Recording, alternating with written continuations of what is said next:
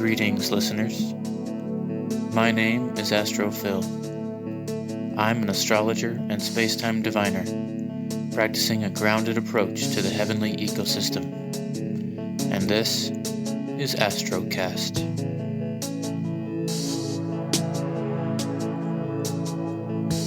Welcome, and thank you for riding along.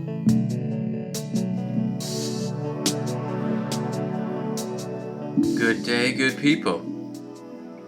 I've been away from the microphone for a bit, but I've still been chiseling away in this life, trying to live a peaceful life, a very self-nodal life, while also, engaging with the creative process of living with my family and with the land.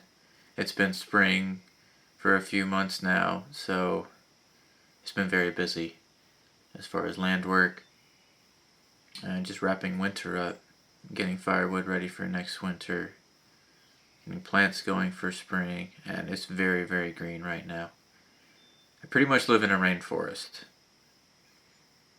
so the birds are all chirping and the bugs are out and the fireflies are just illuminating every evening so beautifully.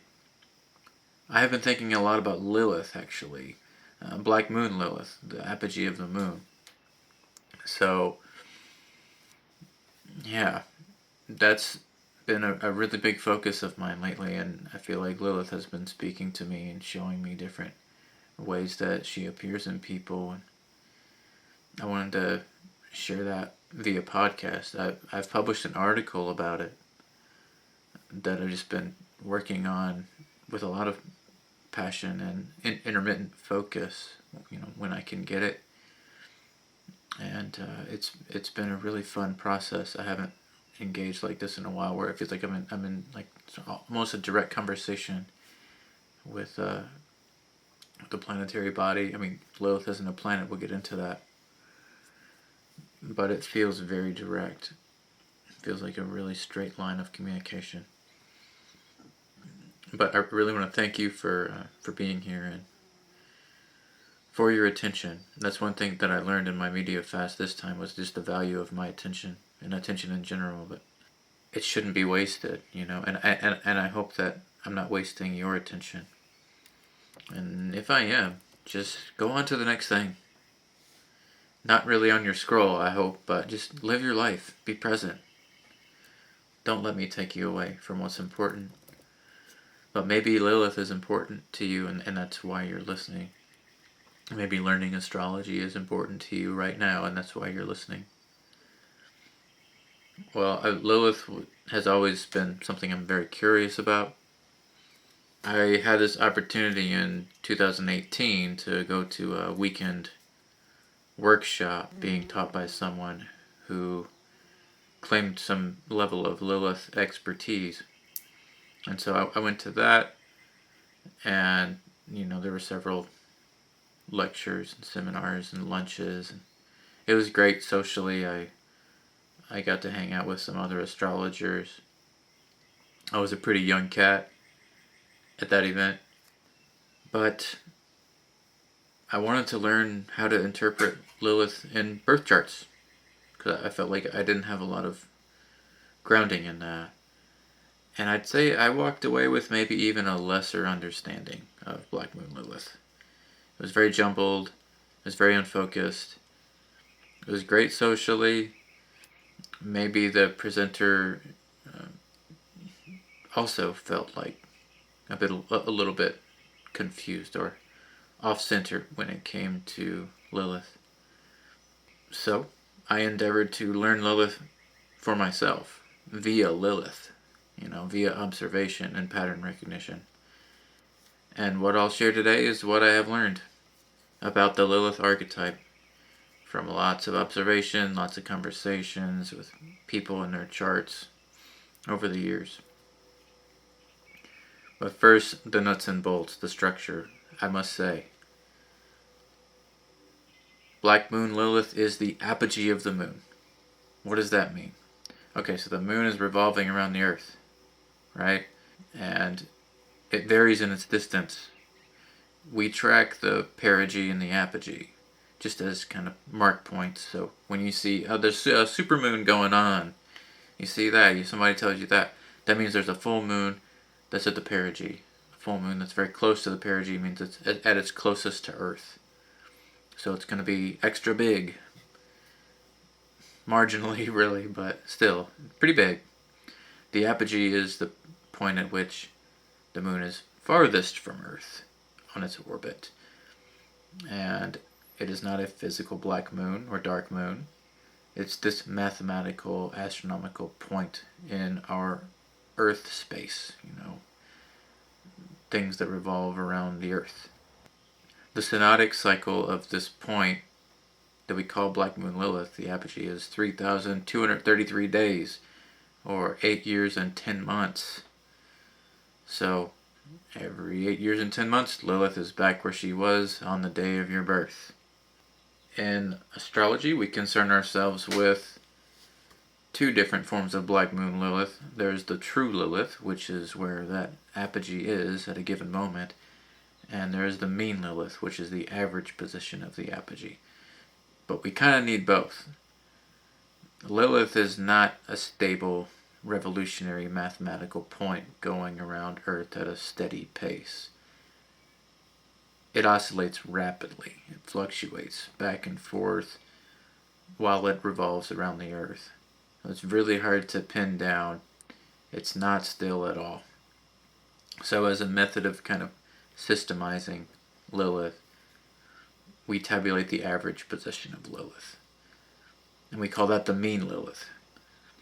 Now, it's not like true Lilith is just flying off the rails and revolving around the Earth at a completely different cycle. True Lilith is never more than 30 degrees away from mean Lilith, and that's actually quite far. Usually it's much closer. At rare times they're conjunct, but those are potent times. When you're looking at your birth chart, or, I would call it space-time code, when you're looking at that through any app, software, website, astro.com or something, there's a 99% chance that they're showing you the mean Lilith and not the true Lilith, which is fine. I think it's important to have both up, so when I'm looking at your chart, I've got both of them on the chart.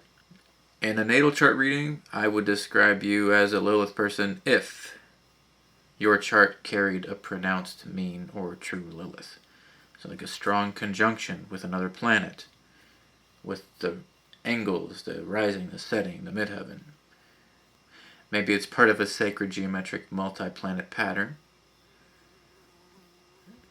Maybe it's in a very tight midpoint structure. In all those cases, I would say, yes, you're a Lilith person. And especially if mean and true Lilith are conjunct, that's really, really powerful, like I said. And just like anything else in the chart, Lilith bonds and blends with whatever it's touching. So for instance, Venus, Lilith, conjunction, maybe, would say Lilith is going to bring her influence to your taste, your aesthetics, what you find pleasing, what sort of people you're drawn to relationship with. But you're probably wondering, get down to it, Phil. What does Lilith mean? What do you say? What's your take, Phil? And so, let's get into it. Black Moon Lilith provides deviance from the norm of whatever she touches. In her inner truth and principle, Lilith is hardwired to only honor what she finds right and just. I often call Lilith people the edge walkers, because in being themselves, they create this outer edge of society, skirting the prescribed norms and the standards and, oh yes, the laws. Absolutely lawless Lilith. They live only in accordance with their own moral and ethical code. Just like the lunar apogee is the farthest the moon can travel from Earth, the edge that is set by Lilith defines the border of what common people can accept culturally. You might even find it interesting and metaphorically apt that the lunar apogee, Lilith, is perpetually distancing itself from Earth. The rate is not major. It's 3.8 centimeters a year, about 1.5 inches a year. But over time, that does add up. And maybe you can extend the metaphor to say that Lilith people just get weirder with time and over the generations. But that is what we need them to do. That's part of the natural order. That's part of what's organic time and life. Now there's plenty of anti-Lilith propaganda trying to get you to be scared. But I'll say Lilith is not evil. Lilith is not amoral. But you gotta understand that while deviant, yes, Lilith people don't deviate out of hatred for common people or for prescribed truths. They do it because that's the only way to live authentically. And when they do it right, that is what we would call like a mature Lilith or an actualized Lilith. But you gotta do some stuff to get there. You're not born like that if you're born a Lilith person. So there's a path you gotta travel to express the mature qualities. Just like with any archetype. In youth and the times of folly, Lilith is always pushing to see what she can get away with. Plays with poison, fire, sharp things, stealing things, petty theft, shoplifting, absolutely, and just anything they can get their hands on, extreme or dangerous. If a young Lilith is not guided properly in some way, maybe by some Lilith figure, or, I don't know, finding the right book, I don't know, they're never going to be guided, really. I don't think that there's Lilith initiation processes just set in place in your middle school. The consequences for traveling the Lilith path when you're in youth, when you're in this state of, experimentation and making mistakes, the consequences can be bad, traumatic. Later on in life, for an actualized Lilith person, those same draws to the extreme states actually become therapeutic. They're purifying, and they're deeply fulfilling. You'll see Lilith in metalwork, glasswork, blacksmithing, sweat ceremonies. All of that is purification through extreme heat. You see Lilith in hallucinogens, particularly dimethyltryptamine stuff. It's to push the limits of the mind. You see Lilith in piercings, tattoos, bondage, playing with pain. And you'll see Lilith in humor, particularly the really, really, really raunchy stuff. That's how Lilith finds and works with truth, by probing the edges. She's creating space through testing the limits of what can be withstood. Which for Lilith is a lot. A lot can be withstood for Lilith. Lilith people are unapologetically themselves. They can cause a lot of fear and discomfort and normies, the normal peoples. But can't worry about that. That's not Lilith's problem. Those who don't understand are just going to have to deal with it, because someone has to set and keep the edge. I'm thinking, like, in terms of the scariness, Lilith kind of reminds me of this gargoyle figure, like the gargoyle of the human community. Gargoyles were these statues, they still exist. They place them outside of holy buildings like cathedrals or churches, also called grotesques, not just gargoyles. Gargoyles means like there's water spouting out of them. Grotesques, this could be just a really ugly statue. Some sort of chimera, human hybrid creature that looks menacing. They were put there outside of these sacred spaces to scare away evil spirits, scare away demons and malevolent forces.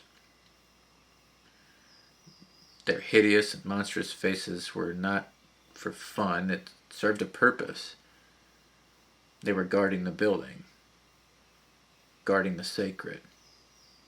They protected what was inside by terrifying what was outside. Now, don't worry, Lilith people, I'm not saying you're hideous. I'm sure you're quite beautiful in your way. But maybe you find it fun from time to time to wear some costumes that make you look real scary, do some scary makeup. Now, in my work over the years, I've noticed this interesting pattern that's apart from what I've talked about already. There's something going on around birth and motherhood. For example, Lilith with Chiron, Lilith with the moon, can indicate matrilineal stories through your mother line of separation between mother and child that keep repeating, that echo through the generations. This can include absent mothers, miscarriages, infertility, absent daughters, abortions, stillbirths, adoptions, just generally large distances, large deviations between mothers and their offspring. I can say that I see that pattern every single time I bring it up. And then we could maybe speculate. We could make this connection to the Edgewalker from there. We could speculate that the difficulty with that primary attachment, the mother, is what leads a Lilith person to finding a life they love on the outskirts. Because maybe they didn't feel so welcome in the womb or around their mother, around their center, you know. Strong Lilith people just don't seem to fit. But I think that's an illusion. Because Lilith, in her deviance, actually fosters a bigger truth. It's like this perspective from the edge. We need them. We need the Lilith people.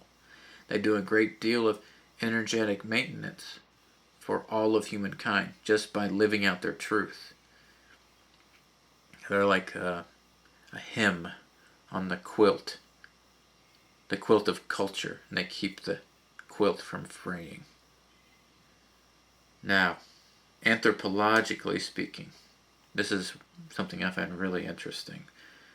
The Black Moon Lilith archetype of astrology exists outside of this Western astrology thing, and has forever. That's how I know it's real, right? The same archetype has had many names across cultures and through time. Just like Venus is beauty, Saturn is systems, Neptune is magic, Pluto is the lord of the underworld. I believe that Lilith is the sacred clown.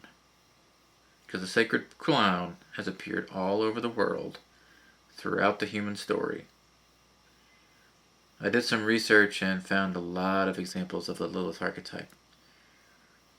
I narrowed it down to 7, just for you, and for all of us.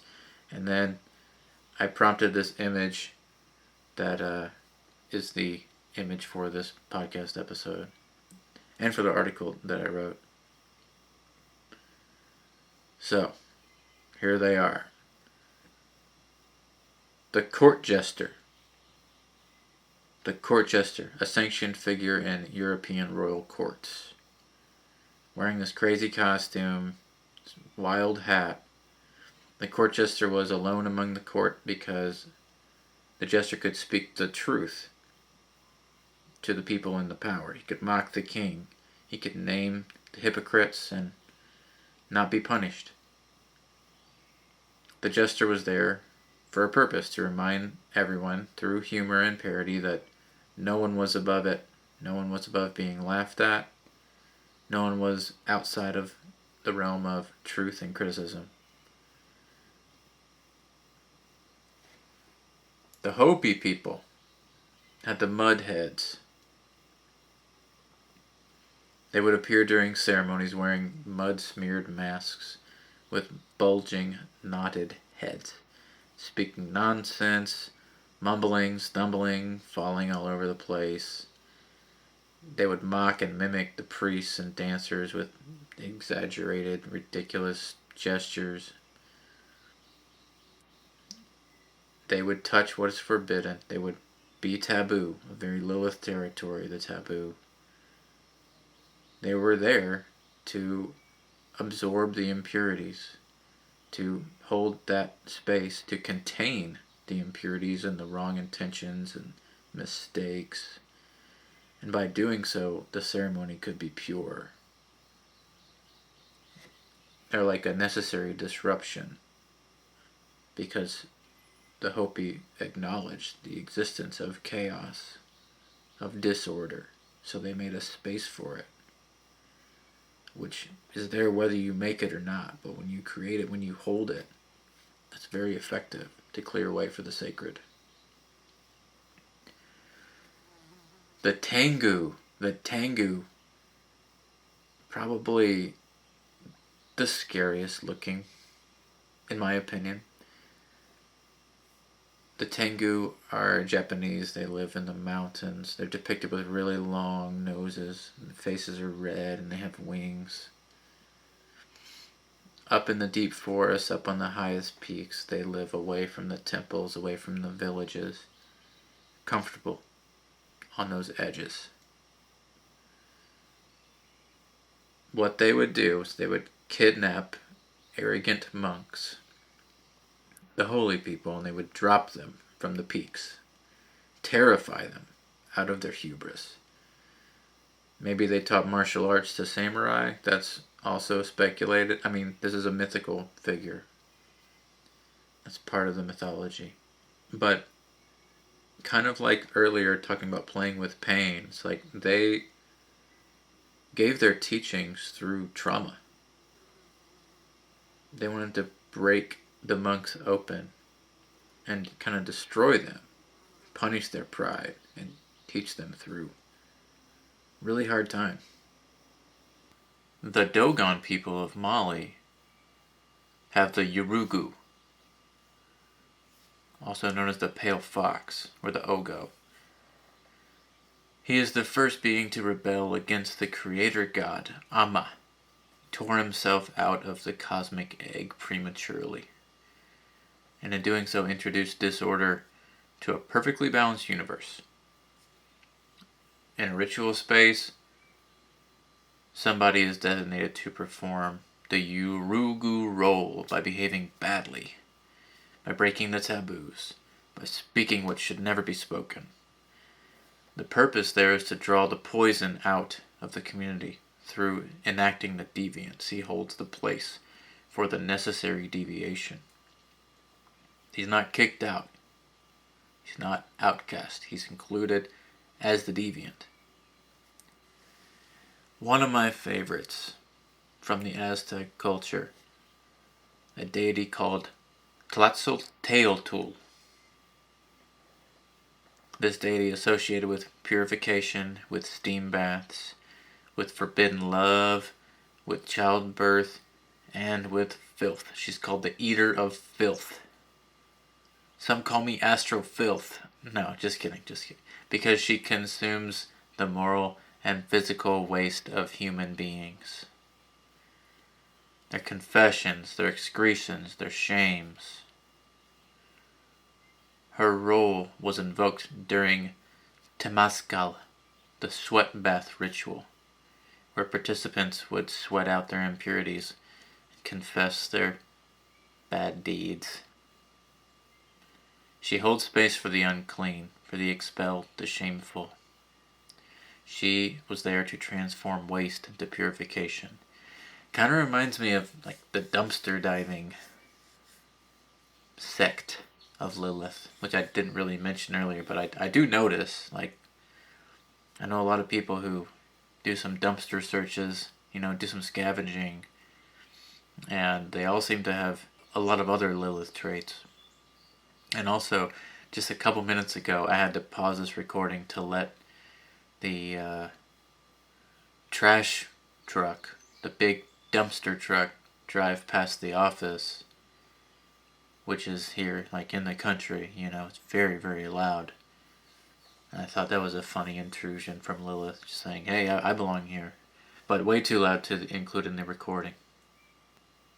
Now, a couple more. There's the fool, the wise fool in the Shakespeare plays, all of them, or not all of them, but a lot of them. That's the fool that's licensed to speak the truth to power, like the jester. Very similar to the jester. Often the wisest character in the play. Their role is there to name what everyone else is too afraid to speak. In King Lear, for example, the fool accompanies the king into madness. Kind of like a DMT trip or something with the king, and he's the only character to understand what's actually happening. The fool is holding that place for wisdom, but it's disguised as foolishness. And among the Pueblo peoples, like the Zuni and the Caris, the sacred clown societies called the Koshare perform during ceremonies wearing black and white striped body paint. They're there to parody the serious dancers.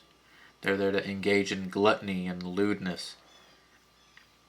Just perform the opposite of what's considered proper, normal conduct.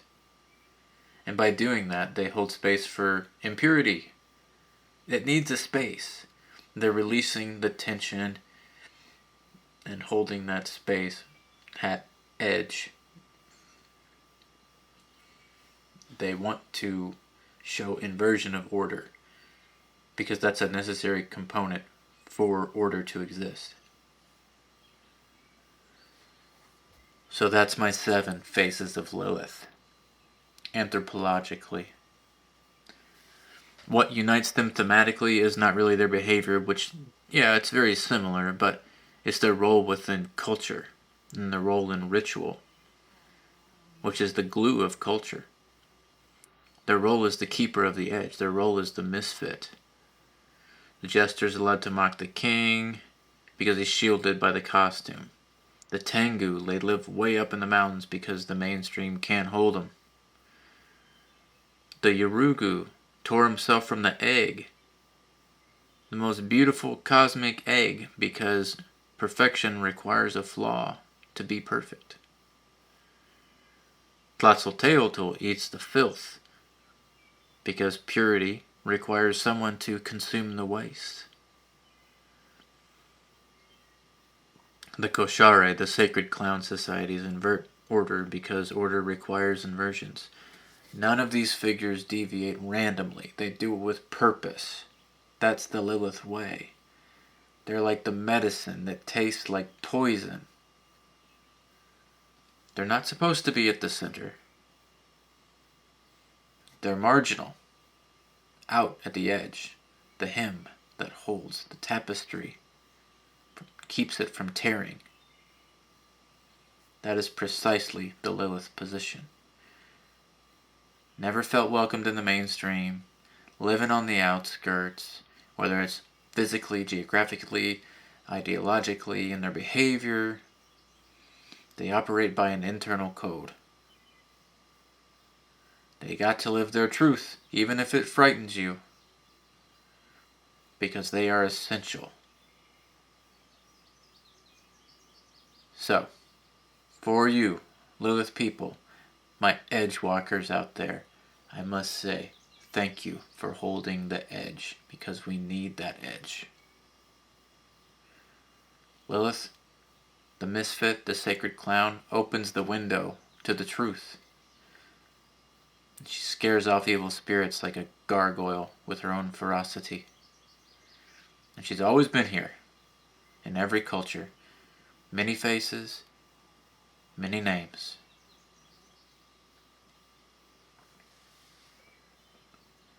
So what do you think of that? It's been real talking to y'all. And thank you for hopping on. This has been Astrocast. My dog's barking at somebody She's the gargoyle of the property. You can subscribe to this podcast if you want to continue receiving the transmissions from me. There is an article version of this on the website if you want to see some visuals, some more pictures, if you want to share it with somebody who'd rather read than listen.